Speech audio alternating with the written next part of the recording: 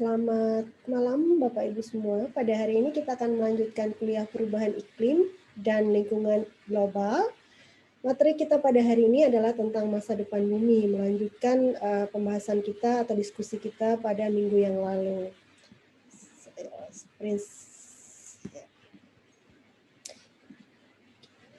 Setelah kita mempelajari materi-materi yang sudah disampaikan oleh beberapa dosen sebelumnya, tentu kita merasa apa sih sebenarnya tujuan mata kuliah ini yang kita pelajari. Setelah kita melihat berbagai perubahan yang terjadi, kemudian parameter-parameter apa yang bisa digunakan untuk mengamati atau mengukur perubahan tersebut, dan bagaimana cara mengatasi atau mengurangi perubahan-perubahan yang atau dampak yang kurang bagus. Pada hari ini kita mencoba melihat atau mengupas tentang beberapa teori-teori yang disampaikan oleh beberapa peneliti, bahkan sudah diaplikasikan oleh pemerintah secara global tentang rencana masa depan bumi ini seperti apa. Walaupun sekarang kita sedang mengalami masa pandemi, tapi itu tidak mengurangi semangat kita untuk mempelajari tentang masa depan bumi. Pertanyaan yang banyak kita tanyakan ketika kita berbicara tentang bumi adalah berapa usia bumi dan bagaimana terbentuknya. Waktu di sekolah dasar tentu kita pernah mempelajari pelajaran geografi, dan sampai SMP, SMA, mungkin kuliah juga, beberapa yang mengambil bidang ilmu kebumian mungkin pernah tahu atau mempelajari tentang bumi dan bagaimana pembentukannya. Nah, menurut saintis atau beberapa ilmuwan, karena ada berbagai opini lain yang berbeda, tapi yang paling umum itu menyatakan bahwa usia bumi itu sebenarnya sekitar 4,5 miliar tahun. Nah, pembentukan bumi itu ada berbagai teori juga, tapi di sini saya coba mengupas satu teori yang paling banyak digunakan, yaitu teori yang menyatakan bahwa dulu bumi itu adalah satu benua yang disebut dengan Pangea. Dengan berjalannya waktu dan perubahan-perubahan yang terjadi, baik perubahan pergeseran tektonik atau kemudian perubahan iklim, klimatologi yang terjadi pada masa lampau, sehingga membuat daratan tadi terpecah-pecah menjadi beberapa benua seperti yang kita lihat sekarang ini. Nah, pada hari ini kita lihat ada benua Asia, ada benua Afrika, Eropa, kemudian Amerika Utara, Amerika Selatan, kemudian Antartika, dan Australia. Itu adalah benua yang modern yang ada sekarang. Nah, kita lihat tahapan-tahapan pembentukan bumi atau pembentukan dunia bumi Earth ini. Kalau dalam beberapa referensi yang bisa kita telaah, itu kehidupan di bumi ini pertama kali itu ada dari kehidupan di air. Dari ini dinamakan periode Prakambria sampai Ordovisia. Jadi cukup lama sekali periode kehidupan di air ini, secara berdasarkan dugaan para peneliti ya. Kita tidak membicarakan tentang teori pembentukan bumi dari kitab suci, tetapi kita mempelajari teori kehidupan bumi yang dipelajari beberapa saintis. Nah, setelah kehidupan di air tadi, waktu di air itu mungkin kalau dibaca detailnya makhluk hidupnya masih bersel satu. Kemudian makhluk hidupnya ini berevolusi pada periode silur sampai karbon itu pada saat munculnya daratan. Jadi pada saat munculnya daratan itu muncul juga organisme yang bersel banyak. Kalau yang tadi bersel tunggal di dalam air, ini bersel banyak. Kemudian sampai masuk pada periode Permia sampai Jura atau Jurassic yang kita kenal, itu munculnya reptil, mamalia, dinosaurus, beberapa binatang air, darat, dan amfibi juga bisa hidup di darat, di air, dan di udara. Periode terakhir sampai pada hari ini yang dinamakan periode Kapur atau periode Quarter, itu di mana muncul adalah kemunculan manusia. Jadi dalam teori-teori yang dipelajari oleh para saintis, itu memang manusia adalah muncul terakhir. Kenapa dikatakan muncul terakhir? Karena manusia itu adalah makhluk yang paling kompleks. Jadi makhluk yang cukup kompleks dibandingkan dengan makhluk-makhluk hidup lainnya, baik tumbuhan, binatang, dan yang lainnya. Nah, ini kita lihat seperti apa perjalanan bumi kita selama jutaan miliaran tahun yang lalu. Itu dari bumi yang tidak ada apa-apa, kemudian ada atmosfer, ada air, jadi air terbentuk pertama atmosfer, kemudian tadi yang bersel satu, sampai akhirnya sekarang muncul manusia modern. Karena ada juga yang dulu berdasarkan beberapa peneliti, bisa Bapak Ibu baca referensinya, itu ada manusia kuno ya. Nah, teori manusia kuno ini macam-macam. Ada misalnya teori Darwin menyatakan kita dari kera, kemudian ada teori lain yang menyatakan dari makhluk yang lain misalnya. Ada banyak teori yang dikembangkan oleh para peneliti. Meskipun secara kepercayaan kita percaya manusia diciptakan bukan dari binatang, tapi manusia diciptakan ya sebagai manusia ya. Jadi ini hanya teori, namanya teori evolusi. Kemudian kalau kita lihat, tadi kita berdasarkan teori dari satu peneliti yang disampaikan sebelumnya, yaitu Wegener tadi, kita bisa melihat sejarah daripada iklim di bumi dari grafik ini. Nah, grafik ini Bapak Ibu bisa di-download atau bisa dilihat di websitenya NOAA. Ini diadaptasi dari penelitian Simpsonian. Jadi kalau kita lihat suka beberapa televisi atau film itu ada sering menyampaikan Simpsonian. Biasanya Simpsonian ini adalah institusi yang mempelajari sejarah-sejarah masa lampau ya. Jadi banyak penelitian-penelitian atau penemuan-penemuan yang ada di Museum Simpsonian ini berasal dari masa lalu. Mereka mengumpulkan itu. Nah, kita lihat ternyata ini bumi terbagi menjadi dua periode, yaitu masa panas dan masa dingin. Nah, melihat dari grafik ini ternyata periode terpanas bumi itu terjadi pada akhir Neoproterozoik, di mana disampaikan di sana greenhouse gasesnya itu dari hewan-hewan laut ya. Jadi pelepasan atau oksidasi daripada sumber gas-gas rumah kaca terjadi pada masa itu, sehingga terjadi suhu yang sangat panas sampai berapa puluh derajat Kelvin. Nah, yang menariknya adalah dari sepanjang sejarah bumi ternyata kita sekarang ini hidup pada masa dingin. Jadi kalau misalnya kita suka, aduh ini panasnya, aduh panas sekali, atau ini sudah merasa misalnya kita ke Timur Tengah gitu, merasa sangat panas sekali. Ternyata dari sepanjang sejarah bumi ini adalah justru masa-masa dingin gitu. Nah, yang ditakutkan adalah ketika emisi gas rumah kaca meningkat seperti pada masa sebelumnya, pada akhir Neoproterozoik tadi, itu es-es yang mendinginkan bumi itu akan mencair sehingga bumi menjadi panas. Gitu. Karena sekarang bumi itu dingin dicirikan dengan beberapa lokasi yang masih memiliki glasial. Tapi akhir-akhir ini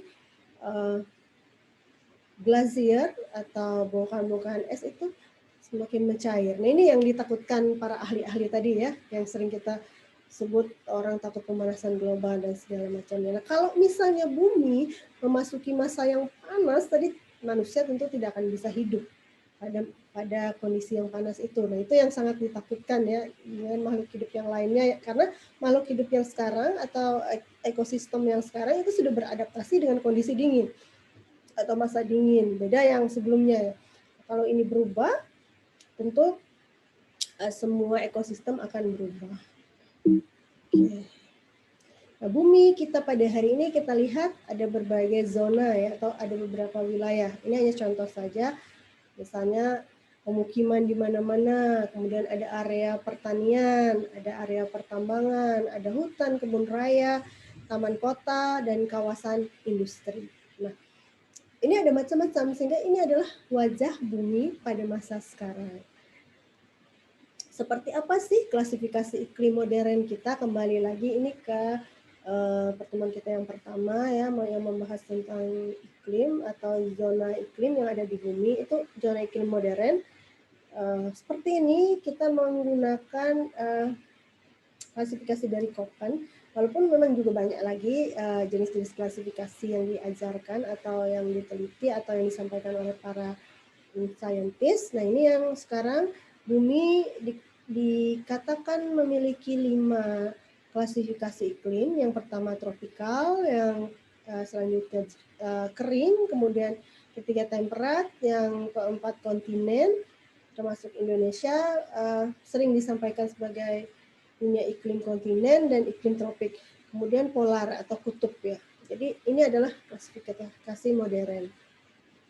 Nah, melihat dari sejarah yang sebelumnya dan kondisi kita pada masa sekarang, baik kondisi lingkungan maupun kondisi iklim, ada suatu pertanyaan yang sering atau ada pertanyaan yang bagus untuk kita renungi, yaitu kemana kita akan pergi ke depannya ini, atau masa depan kita seperti apa, masa depan bumi ya, bukan kita secara pribadi, tapi masa depan bumi. Nah, di dunia yang modern ini ada 2 kelompok atau komunitas yang sama kuatnya seperti itu. Yang pertama adalah pergerakan dari environmentalist atau pencinta lingkungan, itu maunya bumi ditanami pohon, dihijaukan, dikembalikan kepada kondisi yang dulu, yang banyak hutannya, banyak hijauannya, sehingga produksi oksigen meningkat. Nah, sedangkan di satu sisi ada komunitas atau mungkin mayoritas komunitas milenial itu maunya hidup super high-tech lifestyle. Jadi semuanya serba gampang, semuanya cepat-cepat, semuanya serba tersedia, semuanya menggunakan teknologi yang tinggi. Nah, bisa dibayangkan kalau misalnya kita tadi kembali, walaupun sebenarnya ada beberapa juga teori lingkungan, nanti kita bahas lagi.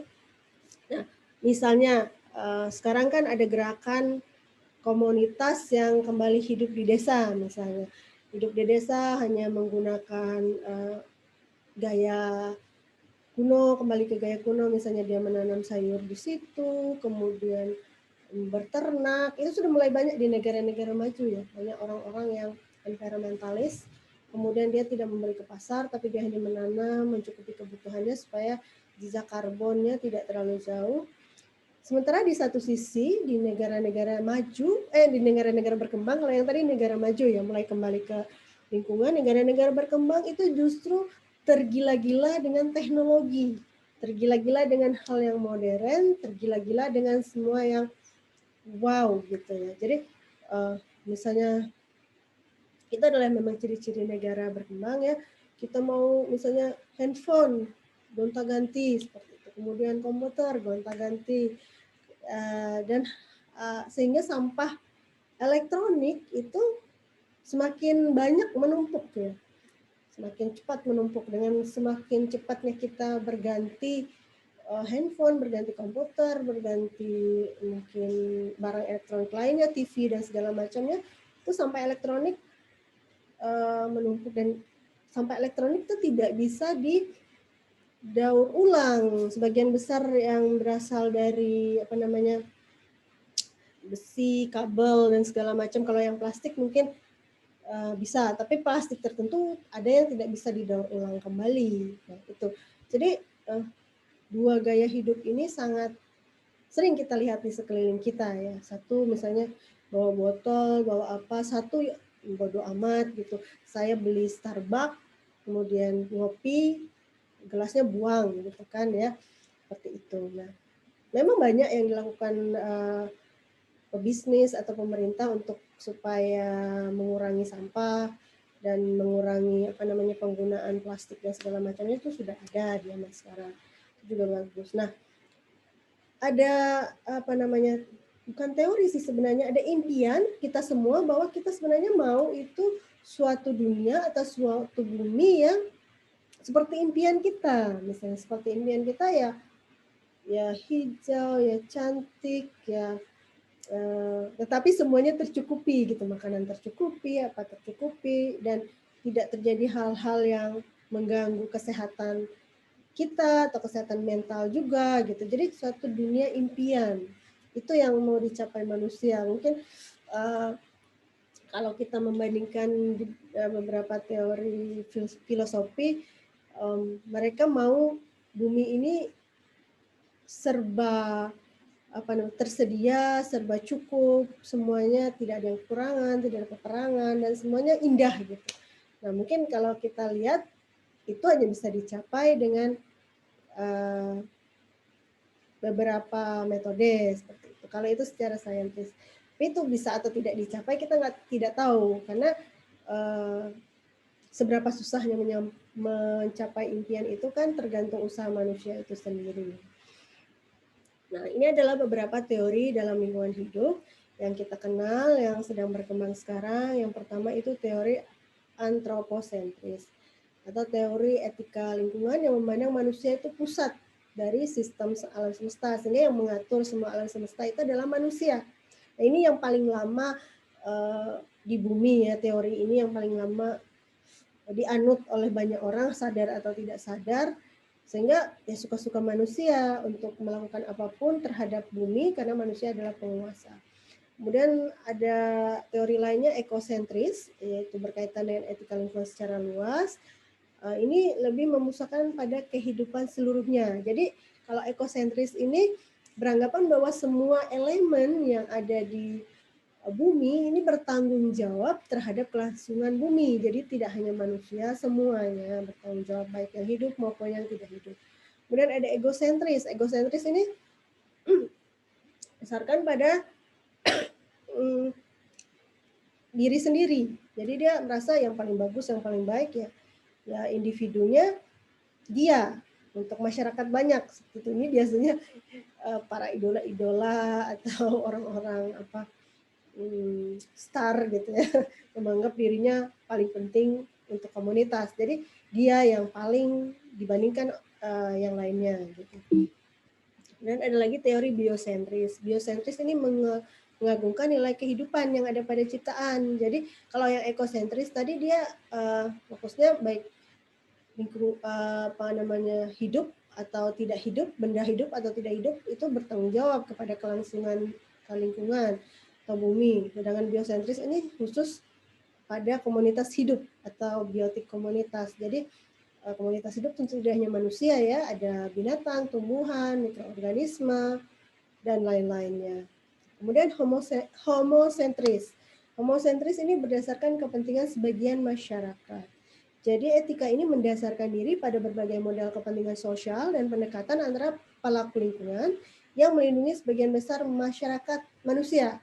Ini mungkin mirip-mirip egosentris, tapi egosentris itu ke figur satu orang. Misalnya zaman dulu pernah ada Hitler yang menjadi figur banyak orang, kemudian ada beberapa tokoh ya.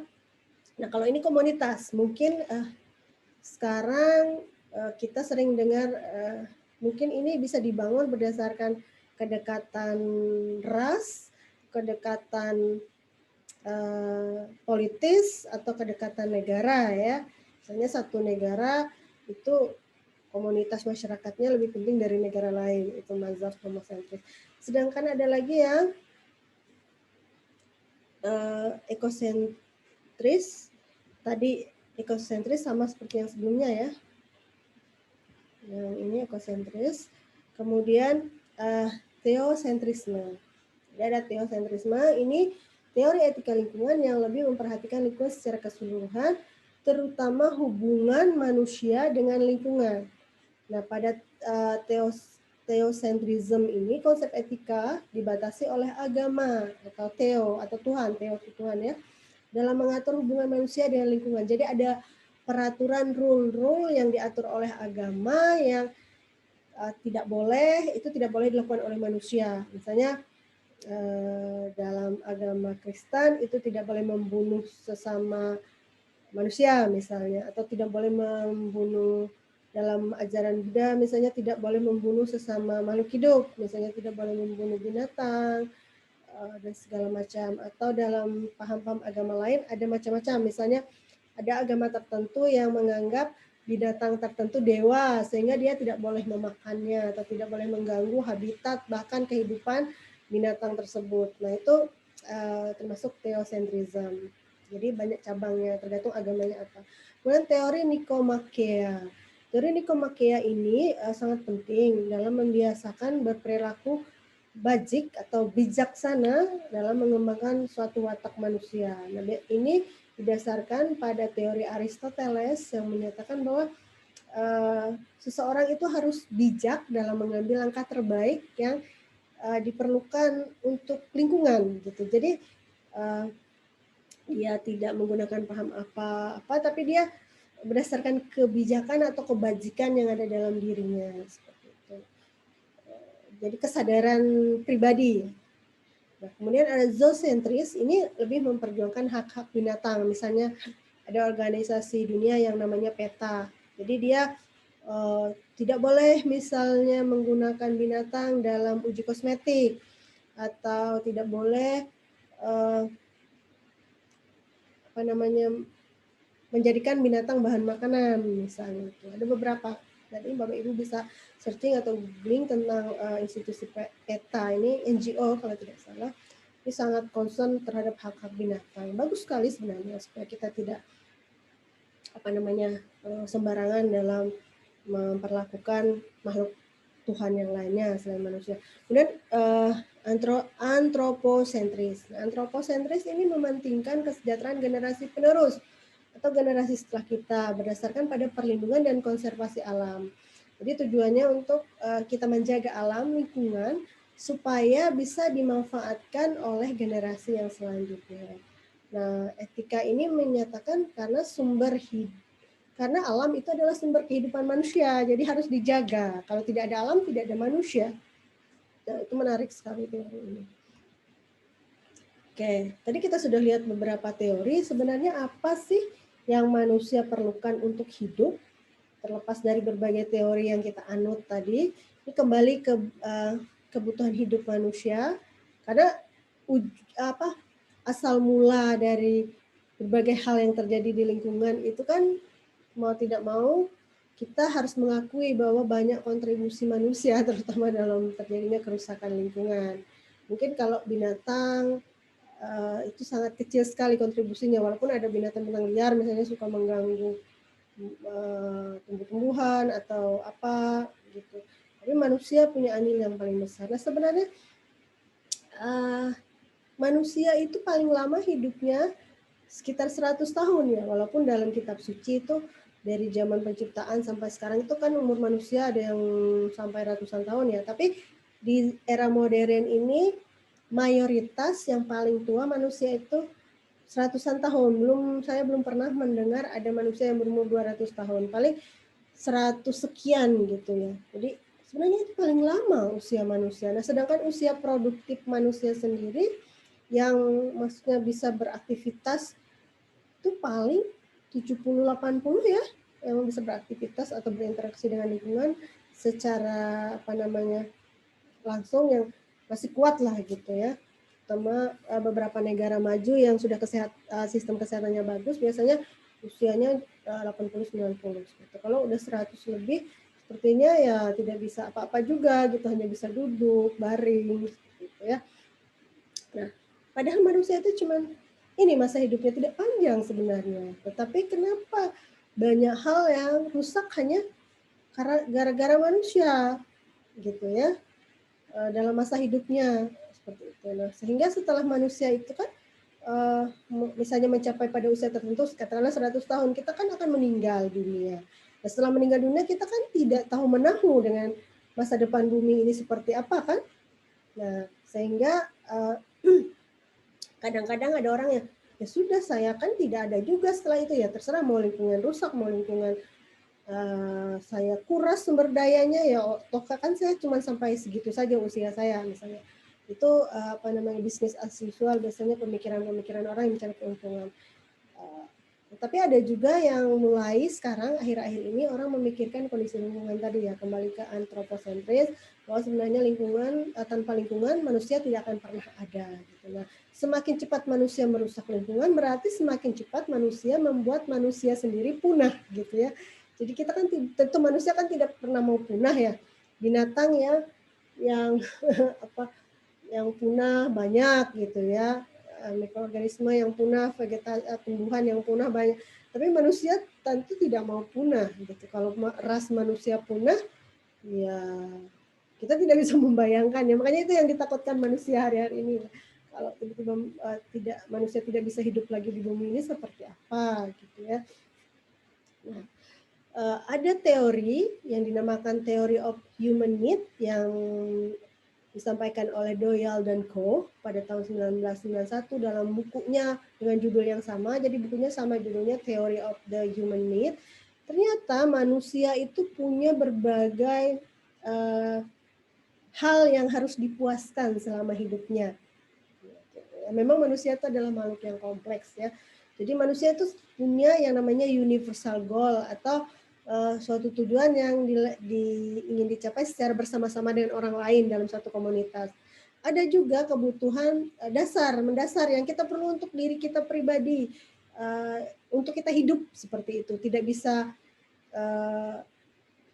tidak gitu, harus ada. Kemudian ada lagi yang universal karakteristik yang kita gunakan untuk memuaskan keperluan kita tadi. Kemudian ada tadi juga keperluan kepuasan secara sosial. Nah, di sini kita coba membahas dua saja, yang kebutuhan dasar saja, kebutuhan fisik, kebutuhan kesehatan, kemudian yang kebutuhan universal. Misalnya manusia perlu makan, nutrisi bagus, perumahan yang bagus, lingkungan yang sehat, dan segala macamnya.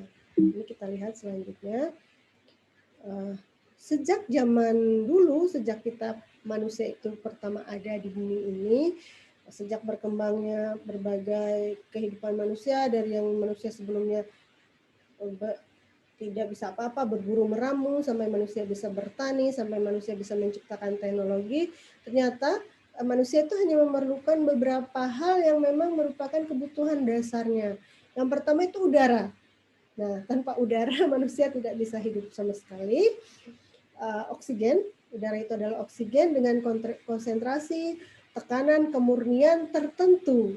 Jadi kadang-kadang karena kita mungkin tidak pernah memikirkan ya, kita pikir manusia bisa hidup dengan konsentrasi apa aja oksigen, ternyata tidak. Ada konsentrasi tertentu yang manusia bisa hidup. Contohnya misalnya manusia dalam kondisi kesehatan tertentu kan perlu oksigen yang lebih murni dibandingkan yang bebas ya, tidak bisa menggunakan oksigen yang bebas. Jadi misalnya itu. Nah, kemudian air. Kalau tidak minum manusia tidak akan pernah bisa hidup karena sekitar 70% dari massa tubuh manusia itu adalah air. Jadi air sangat penting sekali. Udara, air sangat penting. Dan airnya juga tidak air sembarangan. Misalnya tidak kita minum air hujan langsung diminum bisa, atau air sungai kita minum. Nah, manusia itu spesifik sekali ya. Manusia itu tidak tahan dengan berbagai mikroorganisme tertentu dalam kandungan air. Misalnya air yang kotor, air yang tidak bersih, itu kita tidak bisa meminumnya. Bukan hanya masalah perasaan, tapi memang secara sistem tubuh kita tidak bisa menerimanya. Kemudian makanan. Nah, makanan ini diperlukan manusia untuk bertumbuh dan berkembang. Makanannya sebenarnya tuh ada standarnya gizi tertentu yang semua kita tahu, mungkin 4 sehat 5 sempurna atau teori-teori lainnya. Tempat berlindung, karena manusia tidak punya bulu ya seperti binatang atau beruang atau apa yang tahan terhadap dingin gitu, atau ada binatang tertentu kan punya bulu yang waterproof atau kalau kena hujan tuh bisa kering gitu. Manusia tidak punya, kita cuma punya kulit dan punya rambut ya. Nah, itu tidak cukup untuk menahan kondisi panas ekstrim, dingin ekstrim, sinar matahari atau curah hujan yang berkepanjangan, sehingga kita perlu tempat berlindung atau rumah. Kemudian kita perlu sanitasi yang bagus. Jadi karena manusia itu kan harus membuang sisa-sisa makanan tadi yang sudah diolah dalam tubuh kita terus kita buang. Nah, ketika kita membuang itu kan banyak racun atau patogen. Nah, kalau kita tidak membuangnya dengan baik, ya tentu mengakibatkan gangguan kesehatan dan mengganggu kelangsungan hidup manusia. Sehingga manusia itu perlu sanitasi, toilet yang bagus, tempat mandi yang bagus, yang bersih seperti itu. Kemudian tidur. Nah, manusia itu tidak bisa hidup tanpa tidur. Saya pernah melihat atau membaca koran di satu negara maju, itu ada karyawan yang meninggal gara-gara kurang tidur, gara-gara lembur gitu ya. Karena bosnya minta deadline, dan dia tidak bisa tidur. Jam tidur manusia yang optimal, yang bagus untuk kesehatan itu 7-8 jam untuk orang dewasa ya. Kita semua tahu. Bahkan itu kondisinya tidak bisa sembarangan karena setiap orang atau setiap individu kan punya kebiasaan tidur masing-masing. Ada yang tidak bisa tidur tidak pakai bantal, atau ada yang tidak bisa tidur kalau tidak ada kasur dan segala macam. Jadi itu sangat spesifik sekali satu individu. Kemudian ruangan, kita butuh ruang, kita butuh tempat untuk menghindari interaksi dari luar. Ini bukan berbicara tentang rumah. Kalau rumah itu ada satu keluarga, tapi ini ruang untuk pribadi gitu. Makanya manusia itu membuat kamar, jadi kamar khusus untuk supaya dia tidak terganggu oleh manusia lain. Kemudian manusia itu perlu sentuhan ternyata. Nah, dalam evolusi itu manusia itu kan bekerja secara berkelompok atau berkumpul. Nah, sentuhan itu merupakan kebutuhan manusia untuk bertahan hidup, untuk kesehatan mentalnya sebenarnya, bukan secara fisik saya rasa, tapi secara mental, karena manusia itu punya perasaan. Manusia itu adalah makhluk yang punya perasaan. Walaupun sebenarnya binatang lain juga punya perasaan sih saya rasa, binatang ternak, hewan kayak kucing, anjing atau binatang lain kan sepertinya sih punya perasaan, tapi mungkin tidak sesensitif perasaan manusia ya. Oke, jadi itu sebenarnya adalah kebutuhan dasar manusia, sederhana saja sebenarnya. Nah, tetapi kenapa kita manusia sering begitu serakah dalam mengambil suatu sumber daya yang ada di lingkungan atau di alam? Nah, itu kenapa ya? Ya, karena tadi mungkin ada yang menyatakan, ya udah saya tidak peduli, setelah saya meninggal saya tidak peduli generasi selanjutnya mau apa, mau makan apa, mau minum apa, mau hidup di mana, atau mau nggak ada oksigen atau segala macam, saya tidak peduli. Nah, makanya sekarang ada gerakan atau pergerakan atau movement secara global bahwa kita harus memperhatikan yang namanya sustainability atau keberlanjutan. Ini terutama keberlanjutan bumi sebenarnya. Jadi bagaimana cara kita untuk menjaga bumi ini supaya tetap berlanjut.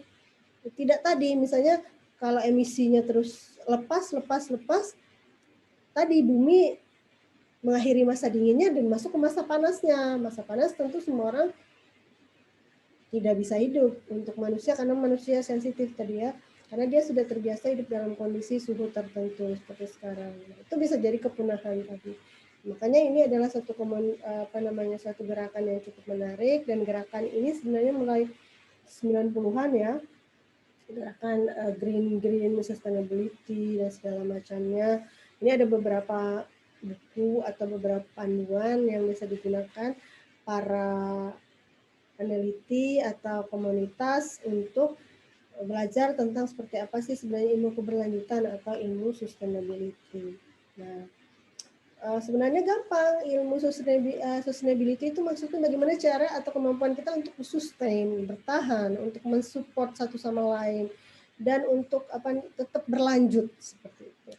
Nah, kemudian muncullah suatu ilmu yang namanya sustainability science, di mana ini adalah studi tentang hubungan harmonis antara manusia dan lingkungan, terutama yang berfokus pada kerentanan, ketahanan, stabilitas sistem manusia lingkungan yang digabung jadi satu atau dikombinasi satu sama lain.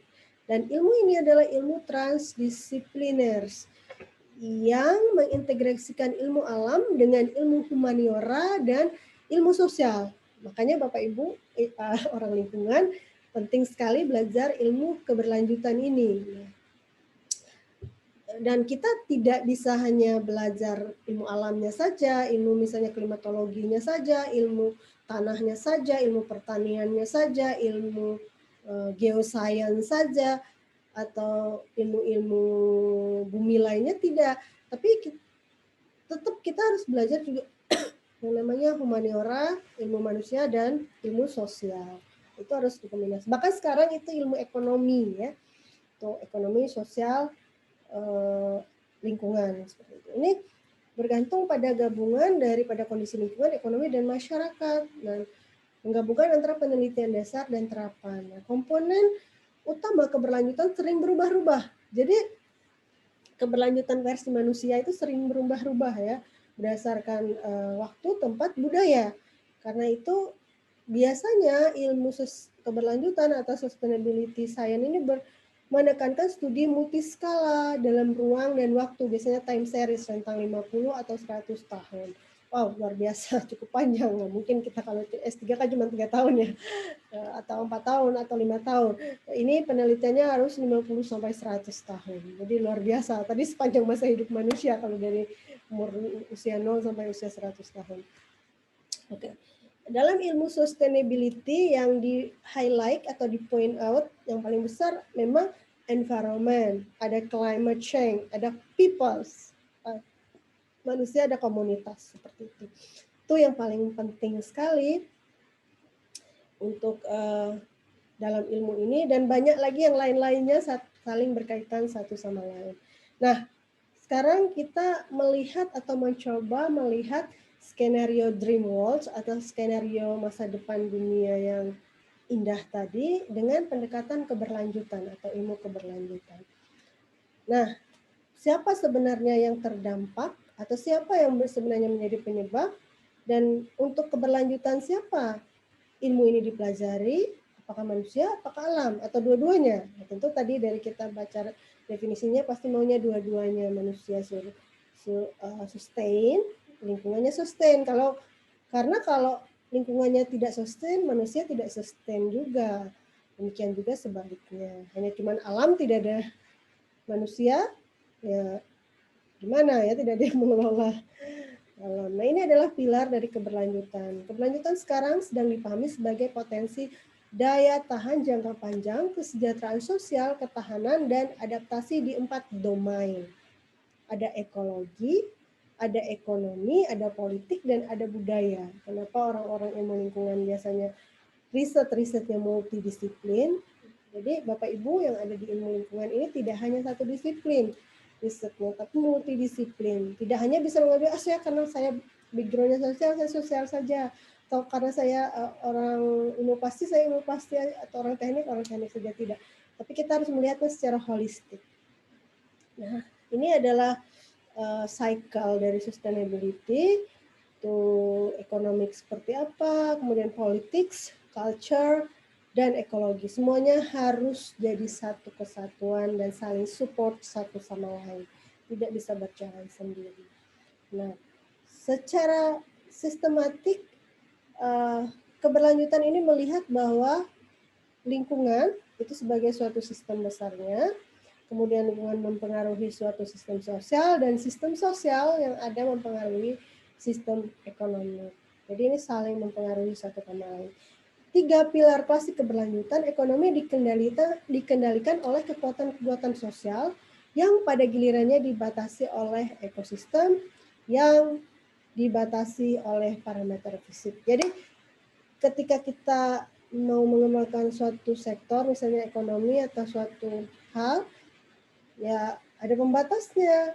Yang pertama itu komunitas, kemudian alam. Tidak boleh sembarangan. Misalnya mau menambang, ya tidak boleh sembarangan kalau komunitasnya tidak setuju, atau kalau alamnya ternyata tidak mendukung, misalnya terlalu miring, itu akan menyebabkan bencana landslide atau tanah longsor.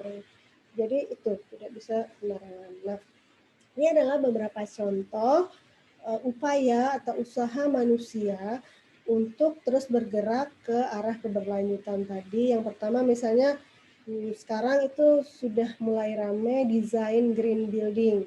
Di Jakarta mungkin sudah ada, misalnya itu menggunakan struktur atau sumber daya yang efisien secara lingkungan, ramah lingkungan, dan konstruksi, desain, pemeliharaan, renovasi, dan lain-lainnya itu yang benar-benar memperhatikan keberlanjutan lingkungan. Ya, ada beberapa di luar negeri misalnya yang memperhatikan itu, misalnya mereka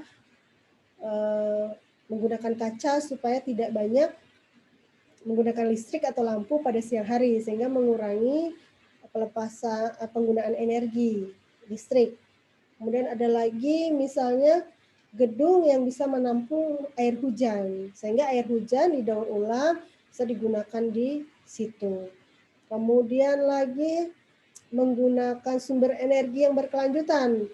Misalnya desain bangunannya di luarnya bisa menangkap energi surya dengan panel surya misalnya, sehingga dia tidak membutuhkan energi listrik dari sumber listrik yang menggunakan sumber daya alam, misalnya menggunakan batu bara atau minyak atau gasolin dan lain-lain, karena dia menggunakan dari energi surya, lebih hemat dan lebih murah misalnya. Walaupun peralatannya justru lebih mahal, jadi biasanya kalau green building ini di awalnya yang mahal ya, desainnya, kemudian perlengkapannya mahal. Tetapi kalau semakin lama, semakin berjalan itu biasanya lebih murah dibandingkan yang konvensional. Kemudian ada lagi yang ramai sekarang adalah sustainable agriculture. Sustainable agriculture. Ada sertifikat RSPO, misalnya untuk kelapa sawit. Walaupun yang di hutan juga ada sustainable forest product, ada juga, atau perikanan juga ada fishery, sustainable fishery product, misalnya ada. Ini saya contoh saja. Misalnya ketika kita mau membuat perkebunan kelapa sawit itu harus sesuai standar begini. Misalnya tidak boleh di lahan gambut, kemudian harus diukur emisinya, berapa dia menyimpan karbon, dan segala macamnya. Nah ini menarik juga, sebenarnya tujuannya bagus sekali ya, supaya suatu perusahaan perkebunan itu benar-benar memperhatikan bahwa usahanya tidak mengganggu ekosistem yang ada di sekitarnya. Karena kadang-kadang kita nggak peduli, yang penting kita menghasilkan keuntungan, tetapi ya terserah aja di sekeliling saya, di sebelah kiri, di sebelah kanan itu terserah saja. Yang penting ya perkebunannya ini bertumbuh bagus, berkembang bagus, menghasilkan produksi yang bagus. Tidak boleh, karena tadi kalau kita melihat suatu ekosistem itu suatu kesatuan satu sama lain ya harus saling menopang. Nah ini yang menarik juga, ada sustainable local wisdom. Jadi kita semua pasti sudah tahu dalam suatu komunitas manusia itu pasti punya kebijakan, kebajikan, pengetahuan turun-temurun yang misalnya cinta lingkungan. Contoh ini satu sistem subak di Bali. Jadi subak ini mengatur perairan sawah untuk cocok tanam padi tidak banyak menggunakan air. Jadi kayak daur ulang air sehingga airnya tidak hilang kebuang drainase, tapi bisa digunakan balik oleh yang lain, sehingga ini konsep diakui oleh UNESCO sebagai salah satu warisan dunia. Kita di Kalimantan juga punya beberapa kebiasaan, misalnya contoh ada satu istilah yang dikatakan misalnya kaleka. Kaleka itu ada suatu kebun yang dimana kita harus menanam berbagai biji-bijian di sana. Nah, biji-bijian dijaga, dia tumbuh, tidak boleh diganggu. Kemudian ada banyak hal yang lainnya ya. Nanti. Nah, itu sustainable local wisdom. Jadi sebenarnya ilmu keberlanjutan sustainability itu sudah dipelajari sejak komunitas manusia lama ya. Cuman baru diangkat sekarang. Nah, kalau di Jepang itu ada namanya Satoyama, Sato Umi yang seperti saya jelaskan beberapa minggu yang lalu, di mana komunitas itu harus memperhatikan kelangsungan gunung, kelangsungan laut. Jadi mereka memanen atau mengambil produk itu pada waktu-waktu tertentu atau dengan kapasitas tertentu. Jadi tidak dihabiskan, digundulkan, dibabat seperti itu, tidak. Tapi nanti kalau misalnya populasinya sudah berkurang, kemudian ditanam, dirawat, diperhatikan. Jadi Menarik sekali. Mungkin di Indonesia sebenarnya sudah ada, tapi belum terlalu digali ya. Nah, pada tahun 2015, nah kalau ilmu keberlanjutan tadi itu mulai kan tahun 90-an, 2000-an ya, sampai sekarang. Nah, 2015 itu Badan Perserikatan Bangsa-Bangsa menetapkan suatu tujuan bersama dunia ini atau negara-negara yang dinamakan dengan Sustainable Development Goal atau tujuan pembangunan berkelanjutan. Jadi ya tadi mungkin yang berhubungan sama human needs tadi, bahwa manusia itu punya goal yang universal atau bisa diaplikasi oleh semua negara, semua ras, semua golongan, apapun itu gitu ya. Jadi goal bersama. Nah, ini goal ini harus dicapai pada 2030. Jadi ada beberapa goal, ada 17 goal dan semua negara wajib mengukur goal-goal ini dan wajib mencapai pada 2030. Nah, menarik sekali ya. Ini adalah tujuannya. Yang pertama itu tidak ada kelaparan lagi, tidak ada kemiskinan. Yang kedua tidak ada kelaparan. Yang ketiga itu kesehatan yang baik. Kemudian kualitas pendidikan yang baik, ada kesetaraan gender. Ini tidak hanya bicara perempuan ya, tapi laki-laki juga. Dan juga sekarang lagi ramai mungkin komunitas selain perempuan dan laki-laki juga harus equal ya. Ada komunitas ketiga sekarang kan, misalnya trans woman, trans man dan segala macam. Kemudian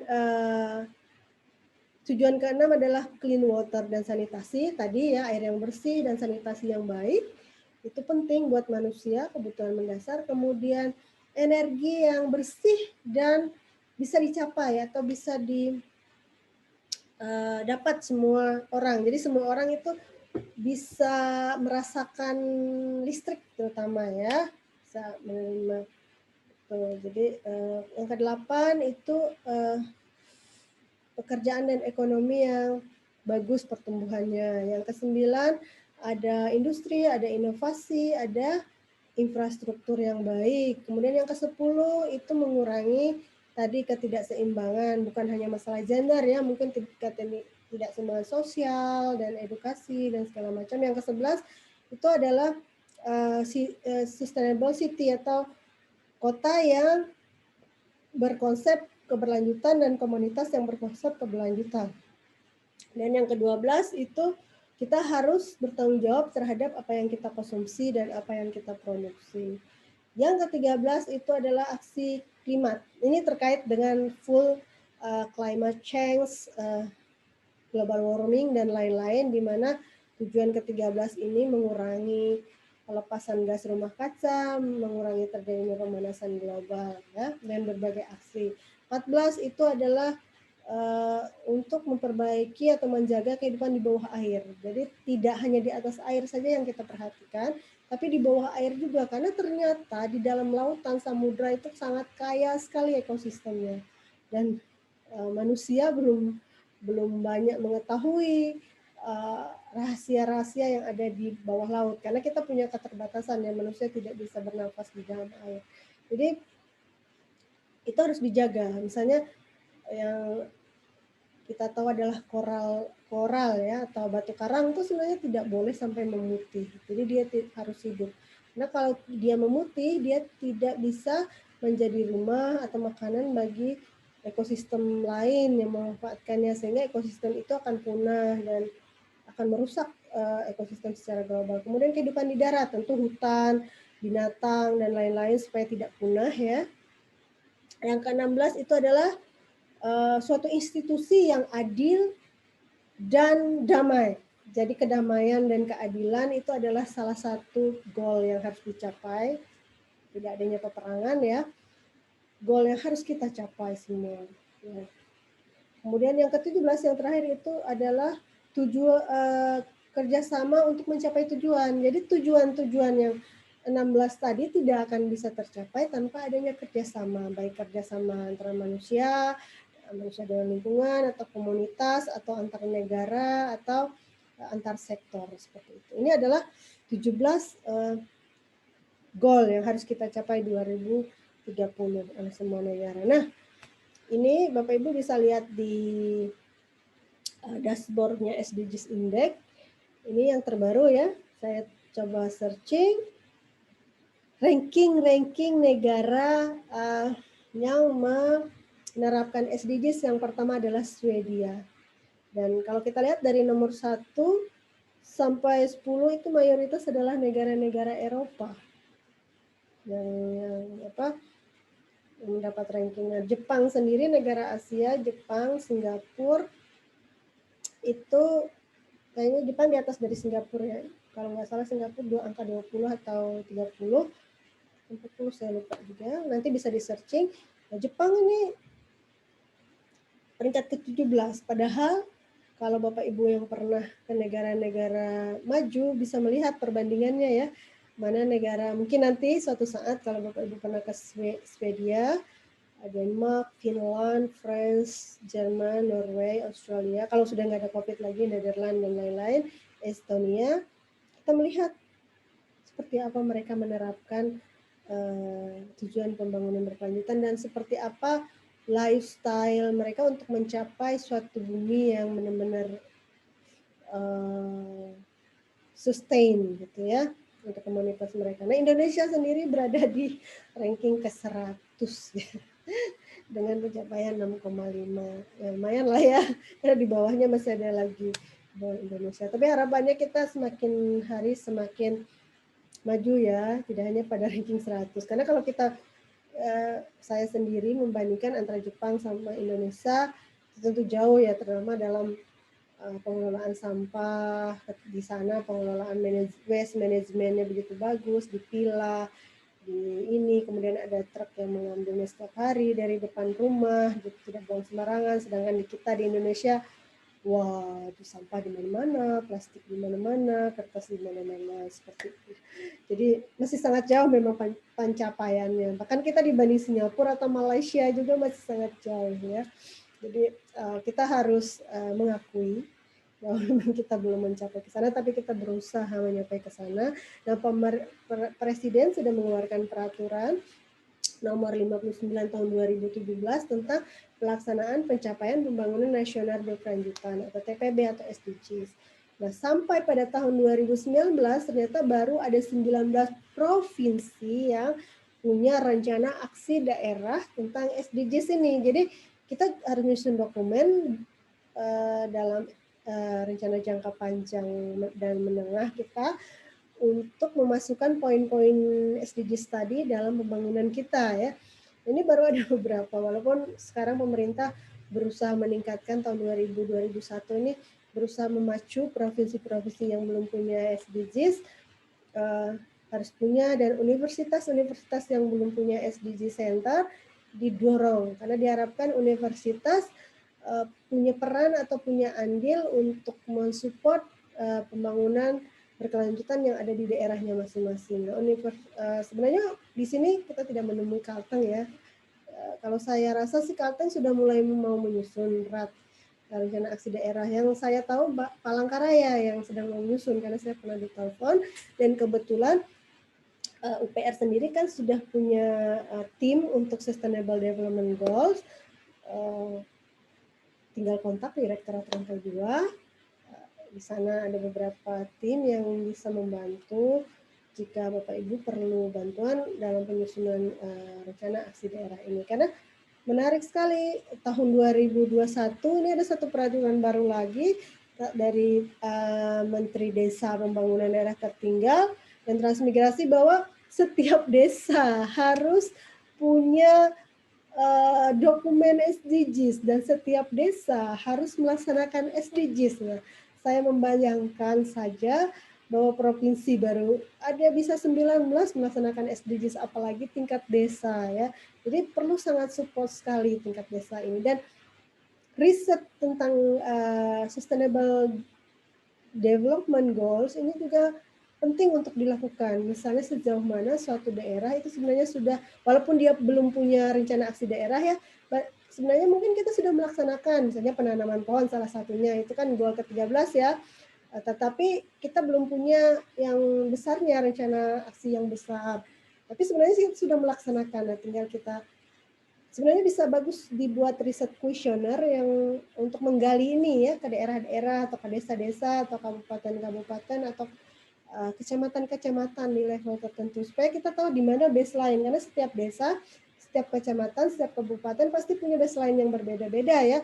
Ada satu desa yang misalnya sudah menerapkan bebas kemiskinan, bebas kelaparan, kemudian pertumbuhan ekonominya sudah merata, atau satu desa yang sudah kesehatannya bagus atau peduli lingkungan. Misalnya sekarang setelah ada Badan Restorasi Gambut kan itu ada namanya Desa Peduli Gambut. Desa yang peduli gambut itu sebenarnya mungkin bisa digunakan sebagai desa yang sudah menerapkan tujuan berkelanjutan goal ke-13 itu, karena dia menjaga ekosistem darat, juga menjaga melakukan climate action. Jadi mitigasi iklim sudah dia lakukan, misalnya dengan desa peduli gambut atau desa ramah perempuan atau desa tanggap budaya dan lain-lain. Jadi ini masih harus dikembangkan, masih harus diteliti, masih harus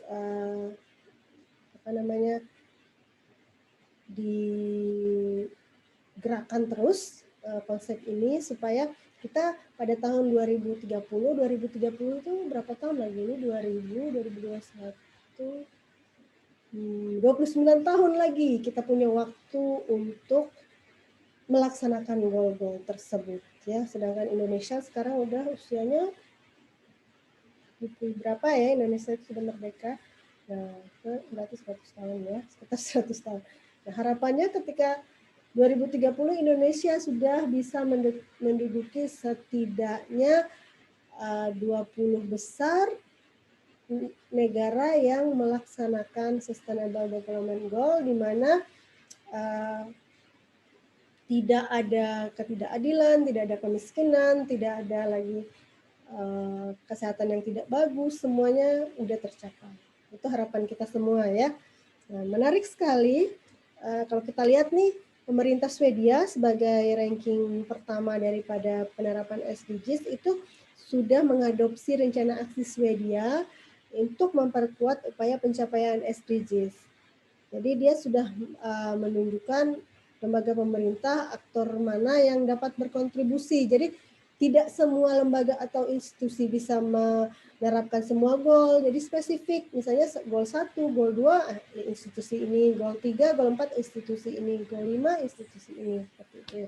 Dan setiap fakultas juga di universitas punya goal masing-masing. Mungkin ini saya lupa menunjukkan ya. Sebenarnya ada ya, fakultas pertanian goalnya di mana, fakultas teknik goalnya di mana, fakultas kedokteran di mana, seperti itu. Ada beberapa goals yang bisa kita terapkan di kampus sendiri gitu ya. Nah, kalau kita bicara Swedia, tadi saya membayangkan ibu kota negaranya ya. Ini adalah ibu kota negara Swedia, Stockholm. Wah, indah sekali kalau dari fotonya ya. Mudah-mudahan suatu saat kita bisa ke sana. Kita bandingkan dengan Jakarta. Jauh juga ya. Jadi di sini kita lihat ada pohon-pohon yang hijau, terawat, walaupun juga ada gedung-gedung yang tinggi ya. Walaupun ada bangunan-bangunan yang modern juga, ada jembatan dan lain-lain. Tapi kelihatan indah sekali, kondisi alamnya indah sekali ya. Dibandingkan dengan Jakarta yang padat, macet dan segala macam. Mudah-mudahan dengan adanya keputusan perpindahan ibu kota, Indonesia bisa semakin mencapai tujuan pembangunan berkelanjutan ini. Nah, kita lihat bahwa pada tahun 2019 ya kalau nggak salah ya, ada satu pemenang konsep ibu kota negara baru yang bernama Nagari Rimba Nusantara. Ini sebenarnya menggunakan konsep selain konsep filosofi, tapi konsep keberlanjutan juga. Jadi didesain di tengah hutan, menjaga alam. Jadi gedung-gedungnya ini tidak merusak, tidak membabat, menghabiskan hutan, tapi bersimbiosis mutualisme gitu ya. Nah, mungkin saya coba putar videonya supaya kita tahu lebih jelas ya.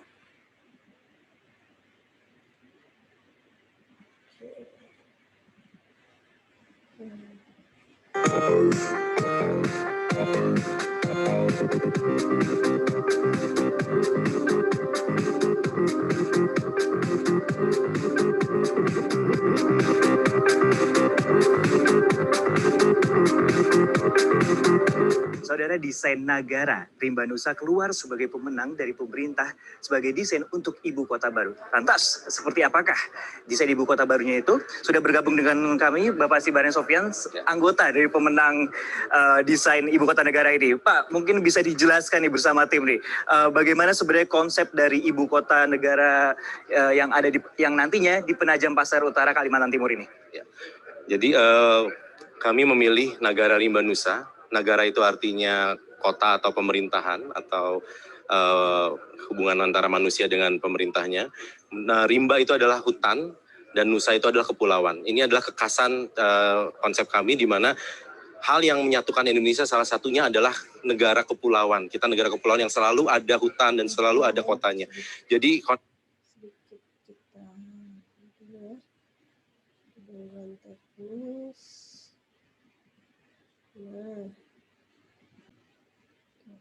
yang baru, konsep yang ideal yang mau kita sampaikan supaya bisa menjadi model dan percontohan untuk kota-kota lainnya di Indonesia. Nah, untuk desain konsepnya sendiri ini cukup unik juga nih. Ada istana pemerintahan ya? Istana pemerintahan. Itu terus ada laut di sana. Ini bisa dijelaskan konsepnya itu inspirasinya dari mana tuh, Pak? Ya, jadi pertamanya kami memilih tempat yang satu, kita pengen bisa menunjukkan karakter air. Dan Indonesia selalu dekat dengan perairan, salah satu negara arkipelago yang terbesar di dunia. Jadi bagaimana kita menangani dan mendekati air menjadi salah satu pertimbangan kita, walaupun kita juga memilih lokasi yang cukup tinggi di atas bukit. Nah, hubungan antara manusia dengan alam di depannya dan Tuhan atau daerah suatu yang lebih tinggi itu kan biasanya kita asosiasikan dengan yang di atas ya. Tuhan, manusia, dan alam itu adalah salah satu aksis utama yang kami upayakan, dan di sini memang ada titik tengah atau titik nol yaitu Istana Presiden. Untuk sisanya Pak Arjuna akan mungkin menjelaskan. Jadi untuk desain dari framework master plan sendiri kita ada dua aksis ya, aksis yang sifatnya itu adalah pemerintahan dengan eksekutif istana di tengah, lalu yudikatif dan legislatif di kiri kanannya. Kemudian ada aksis yang sifatnya aksis kebangsaan. Ada Plaza Bhinneka Tunggal Ika dan diakhiri oleh danau yang representasi sebagai danau Pancasila. Jadi ada 5 sila di sana, dan ini adalah aksis yang membuat pemerintahan ini menjadi sesuatu yang merangkul dan mengayomi negara dan bangsa Indonesia gitu ya. Jadi inilah aksis pemerintahannya, di sana adalah aksis masyarakatnya, dan ada lambang-lambang yang melambangkan 37 provinsi, Bhinneka Tunggal Ika, dan Pancasila. Dan untuk konsepnya sendiri seberapa besar bisa diterapkan mengingat lahan di Kalimantan merupakan tanah gambut, Pak. Seberapa persen kira-kira untuk optimis dapat diaplikasikan nantinya? Sejauh riset kami, tanah di sini bukan tanah gambut ya. Jadi yang dipilih memang bukan daerah gambut. Daerah yang di depan ini adalah daerah mangrove atau bakau nipah. Jadi pendekatan kami adalah kami tidak memilih lokasi yang memang tidak disentuh oleh daerah nipah tersebut. Jadi daerah yang kami pilih adalah daerah eks perkebunan yang memang di dalam posisi yang tinggi. Nah, tadi sempat saya sampaikan bahwa bagaimana merancang, mendesain sesuatu antara hubungan manusia dengan alam yang baik. Memang harus diupayakan suatu teknologi atau suatu pemikiran yang memang dua-duanya harus saling selaras. Dan kami ada suatu konsep yang namanya biomimikri, yaitu terinspirasi dari hutan hujan di Kalimantan, di mana konsep bangunannya pun harus benar-benar menyerupai alam. Jadi akan ada koridor angin, akan ada green podium, green deck, dan sebagainya. Jadi memang kalau kita lihat ke depan itu, kota itu benar-benar harus lebih selaras dengan alam. Oke, dari 755 pendaftar nih, berapa lama untuk mengerjakan konsep ini semua, Pak, kira-kira? Ini yang paling tricky ya. Jadi terus terang mengerjakan sesuatu yang sifatnya besar, ingat kita tidak hanya ibu kota negara ini yang kita kerjakan ya, ini hanya yang 2.000, satu sampel. Masih ada 2 layer lain yang 40.000 dan 160.000 hektar. Artinya 5 kali kota Jakarta ya. Jadi untuk mengerjakan seperti itu dengan tim semua sini berkolaborasi, kita berantemnya mungkin 2 minggu gitu ya, full, dan mengerjakannya dengan teman-teman di kantor hampir 6 minggu terus terang, termasuk weekend ya. Jadi memang ini representasi dari kerja keras tanpa libur. Mudah-mudahan habis itu kita bisa libur ya. Nah itu sebenarnya terjadi karena memang proyeknya atau skopnya besar, lalu cukup kompleks, butuh beberapa expert, ahli transportasi, ahli infrastruktur, landscape arsitektur, dan juga ahli ekologi, smart city. Nah itu juga yang membuat jadi harus bekerja cukup banyak karena ini kerja tim. harus kolaborasi dan harus bisa mengeluarkan statement yang cukup jitu gitu. Kira-kira. Harapan ke depannya nanti untuk desain ini seperti apa? Ya tentunya harapannya adalah bisa berkolaborasi ya dengan Kementerian PUPR dan dengan pemenang-pemenang lainnya. Tadi Pak Menteri sudah menyampaikan bahwa desainnya ini akan disinergikan. Jadi harapan kami kontribusi pemikiran ini bisa dilanjutkan untuk benar-benar bisa nanti suatu hari dilihat ada suatu hasil yang bisa dibangun ya tentunya. Harapannya seperti itu. Oke Pak Sibarin Sofian, terima kasih bersama timnya. Pak Arjuna Sinaga ya. Arjuna, oke. Dan itulah tadi juga perbincangan kami dengan pemenang dari desain Nagara Rimba Nusa. Dan nantinya juga konsep yang akan digunakan ini juga akan dikolaborasikan dengan pemenang-pemenang lainnya. Sebelumnya juga pemerintah juga telah melakukan kolaborasi atau melakukan penilaian pada tanggal hari Jumat 20 Desember 2019. Sehingga Presiden Joko Widodo telah melihat langsung sebenarnya konsep dari ibu kota negara nantinya yang berada di kawasan Penajam Pasir Utara, Kalimantan Timur. Francisco Donasiano, Farisa Elvandini, Kompas TV, Jakarta.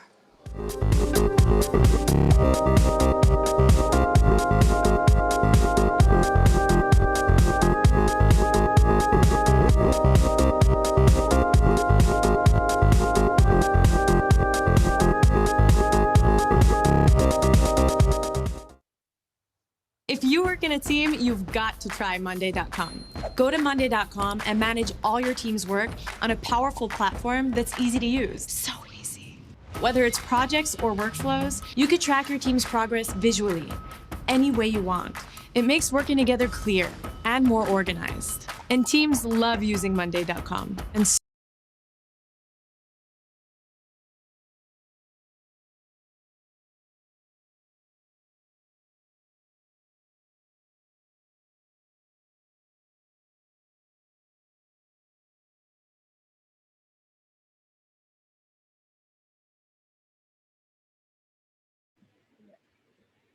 Bapak Ibu, itu tadi video yang mengakhiri perkuliahan kita pada hari ini. Harapan kita juga bersama tadi konsep ibu kota negara yang baru itu terwujud, karena itu sangat indah sekali ya. Semoga itu bisa menyerupai atau paling tidak mengikuti jejak kota Stockholm di Swedia ya, sehingga kita bisa menjadi peringkat 1 untuk pelaksanaan sustainable